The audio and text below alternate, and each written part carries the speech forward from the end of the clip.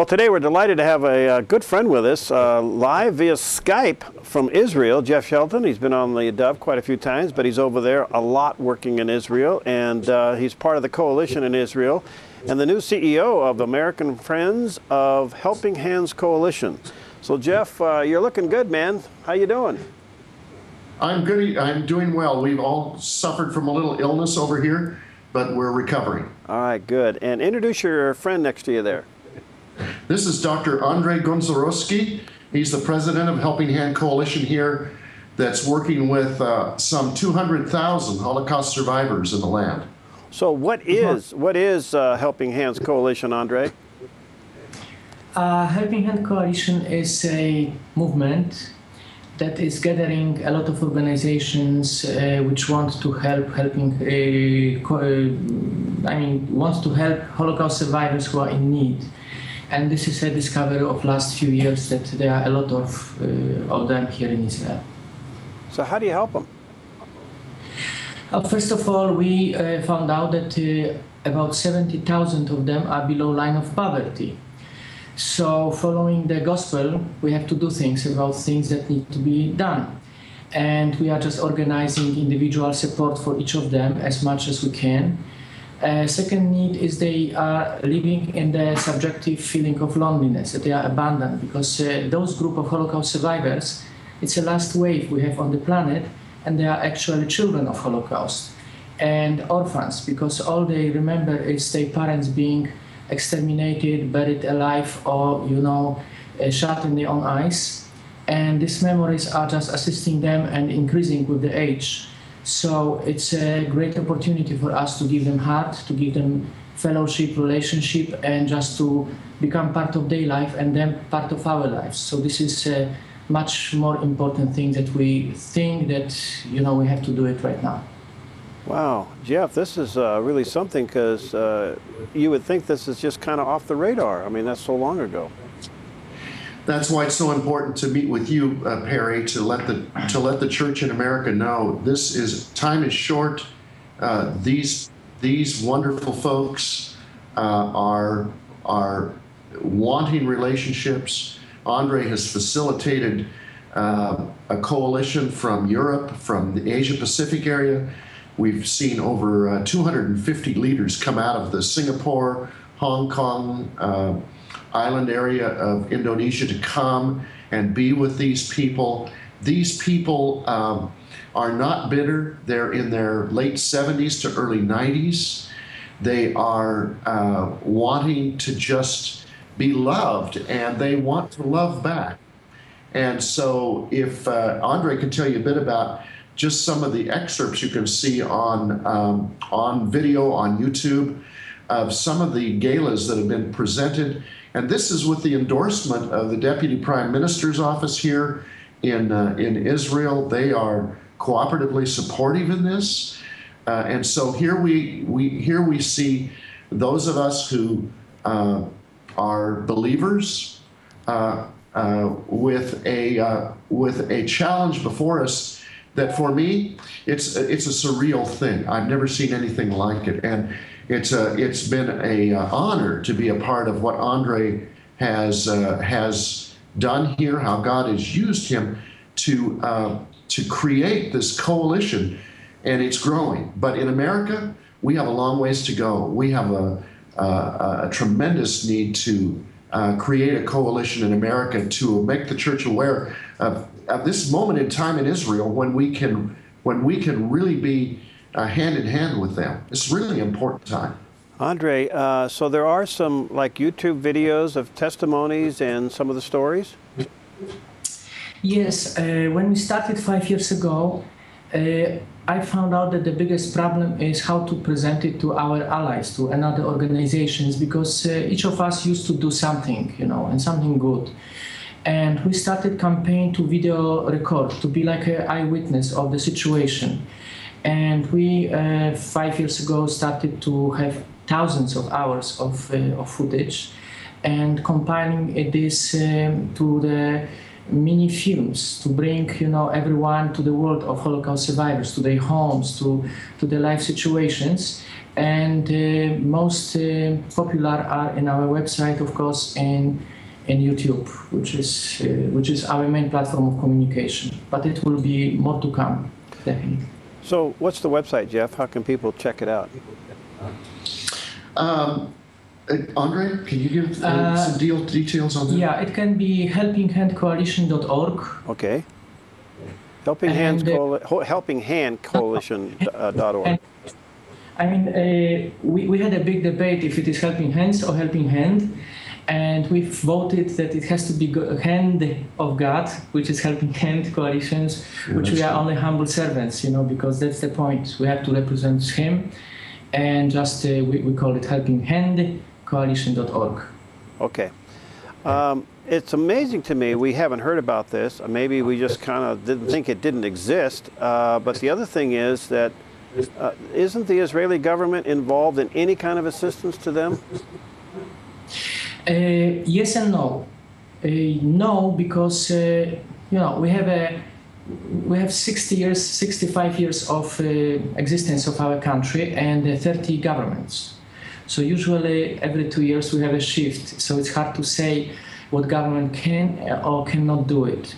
So somehow these people get forgotten. So yes. when we discovered it by pure God's guidance, and it was coincidence, showing the film about one of them who was 11. He was 11 years old kid and get from the first day of war to the concentration camp. So we wanted to pay him tribute, and we show it to the white public. We found out that most of the guests we invited, Holocaust survivors, had no money for bus, which was ridiculous for us, to even discover this.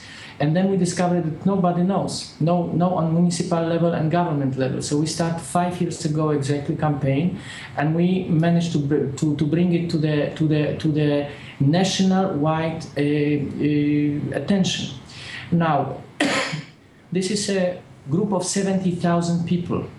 So it was not much time for any government just to try to resolve all of them problems. Mm-hmm. So, okay, money-wise, yes, this is more funding, but nobody can recover the last 65, 70 years of them being rejected, living in loneliness, because what we discovered also here in Israel, when they arrived, they were abused, they were just not loved, they were despised, they were persecuted because they were survivors of Holocaust. Mm-hmm. And all of their life living like that, and only at the end, we discovered that something can be done. They are dying 30 people a day, and it will increase.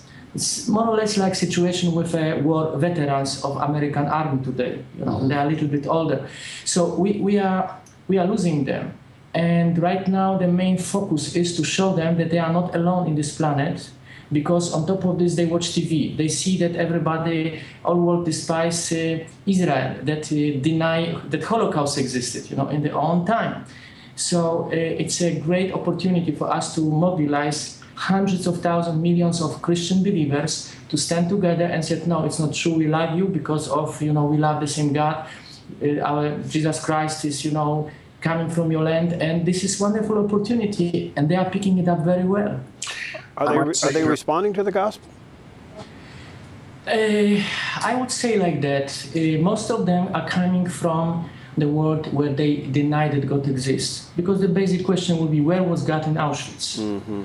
So in this moment, there was only one way to preach to them gospel. It's like Jesus was doing in his time, was doing things, was giving a cup of water, and mainly sharing heart and love. And there is no one group today in the planet more open for the good deeds like these people, because they're never experience anything good from, especially from Christians, because world Christian doesn't sound good to them. It's Inquisition. Nazis were also saying in the name of God, and all anti-Semitism after the world painted by church. So right now, if they experience, I give you example, last movement that we just cooperate with is a movement of grandchildren of SS commandos who were killing in Auschwitz. Mm. And these grandchildren discover who are the grandparents and repent. There's no more powerful testimony to Holocaust survivors than this, you know. So whoever we are, if we do anything, just even loving them by the way of praying for them or making individual support program, it's not humanitarian help anymore. Nobody can just cover it up. But to remember about the birthday or celebration or sponsor the dinner, and we are making dinners for thousands of people, thousands of Holocaust survivors and leaders from Asia Pacific. So this is something most important they ever experienced in their life.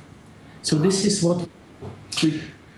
Yes, and I'd say, Perry, one of the things that Andre has mobilized is last year there were 50 of what we call warm houses. These warm houses are like, I bet you could best characterize them like a cell group in a church. 15 Holocaust survivors in a localized area. Last year they had 50 of these warm houses where Christians could go in and mix with them and love them and bring their guitars, sing songs to them, bring assistance, food coupons. But more than that, get to know their names and just be the church to them, not in some kind of Western evangelistic way, but be evangelicals coming just to share God's love by rubbing shoulders with them. And so now today, a year later, instead of 50 warm houses, there are 100 warm houses. They've grown exponentially across the country. And this is the time that Christians need to consider not coming to Israel on a tour bus, not coming to Israel to see the biblical sites. That's good. And I'm here with a group of Youth with a Mission people right now who I'm watching the Lord unveil their eyes, unveil their understanding of the church, not just praying for Israel, you know, Psalms 122 verse 6, that's good. Pray for the peace of Jerusalem, very important. Not just sending money. A lot of that money, by the way, gets lost through these television infomercials. That's one of the things we're really questioning in America, the millions of dollars that have been misdirected through television by certain organizations. I did not know that there were so many remaining Holocaust survivors in Israel, and of course their families, and you're saying in upwards of 200,000, is that correct? Right now, already below 198,000 of them. That is just unbelievable. I can't imagine some of the stories, Andre, you're hearing. They got to break your heart. Actually, each story is a script for the movie. And by the way, one of the biggest need we discovered is to video record stories of each and every one of them and put it to the website, to the global audience, and to find kind of a patrons or supporters to listen to these stories, to hold these stories on and to show to another people. So when we just declared this initiative, everybody was stunned here because they said, who want to listen to them? I said, well, there are a few 100 million of believers in this planet that don't know that you exist, that you are still alive, and they want your story. So that's where we are heading to. That's right wonderful. Now. All right, tell me, do they sense a repeat with the spiritual atmosphere in the world today, and it seems to be now a growing sentiment of being somewhat anti-Israel? I mean, they are very aware of what's going on in the world because most of them are very educated people and with high IQ, and they have access to TV, to media. However, the good news is they discovered us, evangelical Christians, because they were not aware 3, 4, 5 years ago of existence. It was just Christians, you know. Today it's funny, in Israel they said, well, they are Christians and evangelicals. So it's like we are a different group of good people who suddenly were discovered. And they know that evangelical Christians in general, they love Israel and they are crazy about Holocaust survivors, and they are searching for direct access for the projects and to support. And this is a big renaissance of this relationship that they were not aware. Now, what I might say, another discovery is that almost 30% of them are undercover. I have to be careful to use this word. Sympathies or believers of what we believe to. And when I try to find out why, because they were survivors, means that somebody helped them through these few years to get saved. And somebody in time of Nazi oppression was only one group, the believers in God, in Jesus, and so deep believers that they rather wanted to die and get killed by themselves than to betray this young Jewish child. And somehow when we come across the history with the same spirit to them, they sense it. They said, you are the same like the people who saved us. You talk the same language, you have the same spirit. And it was fantastic for me to discover that we are just witnessing to them by just being. So are you saying that is as high as 50%? No, most of them were survivors because somebody gave them a piece of bread or put them in the hideout. Right. I think that, 30% for sure. That is remarkable. So they're actually giving God credit for their rescue. Yes, and when they see us and hear a testimony of people who come and go, they just start to share between themselves that they are the holy people, that these people believe in God different way, and they are real. There are some testimonies of believers who are selling houses and invest all money for Aliyah, for the immigrations from Soviet Union to Israel. So it's become legendary. Just to sharing the things that Holocaust survivor heard from another believers what have been done. And this is the fantastic, and today we have internet, everybody is wired, and media, so it goes like a flame. Yeah. So the gospel, if it's something good to share, it's going in no time everywhere. Well, Jeff, how can we help from over here? What can people do? They're hearing this, and they're probably like me, they're a little bit on tilt to hear that there's such a huge number of remaining Holocaust survivors. Well, I would say that the key thing is there is a strategic, important role that the church in America, which is riddled with replacement theology, needs to overcome. And that is understanding its relationship with Israel, not in some prophetic way or some historical way, but now, right now what's happening. And that's what you'll notice in a note that I wrote you, time is short. If there's something going on here that is really interesting is that they're older. What can they do? There's these warm houses. They can come here and be here for these people. That's number one. Number two, they can pray for them. Number three, they can donate funds. They can put money into things that are reputable here. And there's a number of reputable ministries, but they have to be careful because there's a number that are not. So they need to know where they are, where they want to give. And the assurance of that gift is this: I will bless those that bless Israel.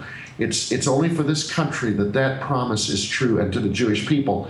And in this condition that America's in right now, let me just say that I believe that if the church gets on board with Israel, because America's moving away from Israel as a country, but if Christians will invest themselves in Israel some way, and this is not some kind of appeal for money.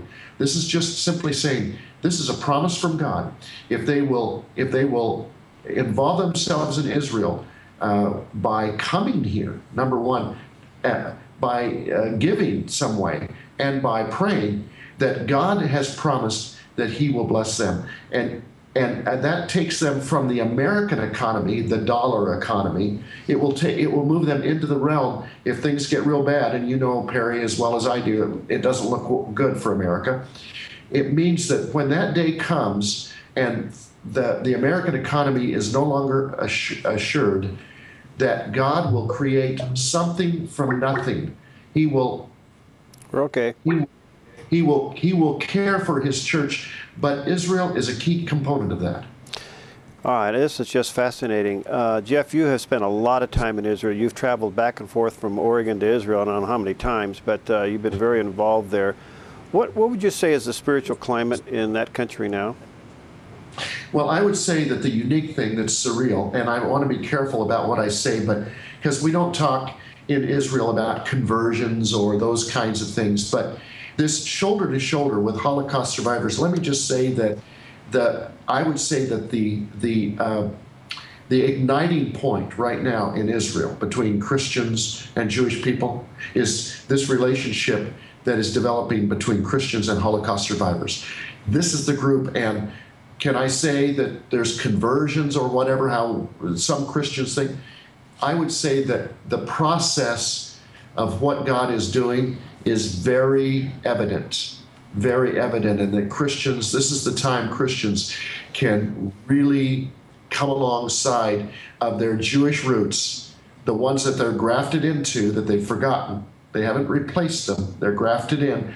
This is the time that they can take the leap of faith and really say, Lord, how can I be a part of this very these last days prophetic dynamic in relationships, in the relationship between Jews and Christians? You know, you said something earlier, Jeff, that was so spot on, and I just want to give you a couple of seconds to go back to it, and that is, there is a move theologically across this country that is so dangerous, called the replacement theology. I am angry about it. I'm just flat angry about it, and I cannot believe some of the theologians, the seminaries, and even church leaders that are buying into this nonsense. Yes, it comes out of our seminaries. It's an affliction. It's a misrepresentation of what the whole book of Romans was written about. I mean, the whole book of Romans was written primarily to tell the Roman church, you have not replaced the Jews. That's what the book is about. And yet we use it as a doctrinal, foundational book for the church. It was not that. It was more than that. It was a correction to the church after Claudius reigned in Rome for 12 years, and then Nero came in. He invited the Jews back. Claudius kicked the Jews out of Rome. During that time, the church became arrogant, became Gentile, and when the Jews came back during the time of Nero, the church did not receive them.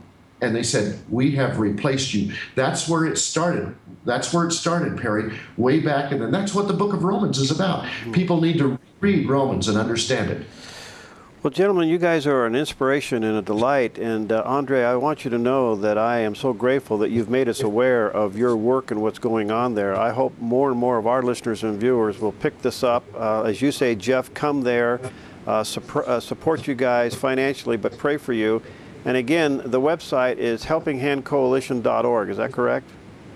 Correct. Okay, and then they can find out what they can do there. And but if people do want to come and help you, you'll be able to dispatch them to the various areas? We have a villa here in Caesarea for groups of 20 and less. We have another center. We're trying to keep the costs down for people to come so they're not just trapped in expensive hotels and so forth, so they can reach Helping Hand Coalition or myself there in Oregon, just across the street from you.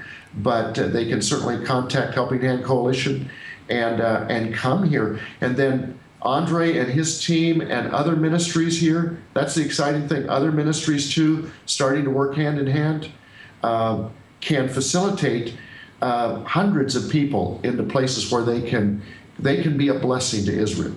That's wonderful. You know, I just had David Rubin on, the former mayor of Shiloh. He was on my show just yesterday. We Skyped him in, and he's basically preaching the same message you guys are. In fact, you'll be here in Southern Oregon in March.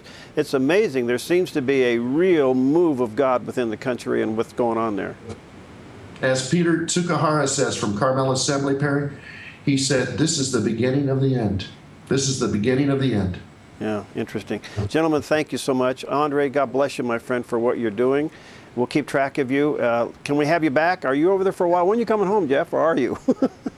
I'm home. No. I'm back March 1st. Okay. So just give Andre a call, and you have his... Well, I'll tell you what we'll do. When you get home, we'll have you in the studio, and you and I will Skype him in together. How's that? Oh, that's good, except I'll miss him then. Okay. Hey, thank you both, gentlemen. God bless you both. God bless you. Thank you, Perry. Bye-bye.